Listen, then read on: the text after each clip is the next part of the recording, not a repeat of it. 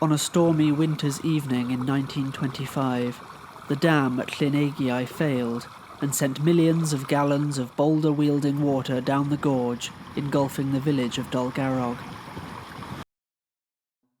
10 adults and 6 children lost their lives to the disaster.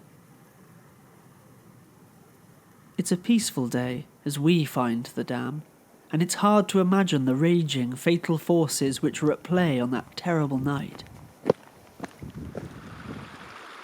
This is a wild and remote place, a lost world, beautiful, still, and echoing with cuckoo calls and the bleating of lambs.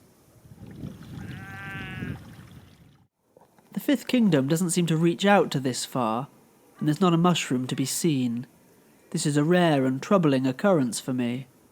But there is, however, splashed across the slate faces of the landscape, a preponderance of lichens, a kind of hybrid algae fungi.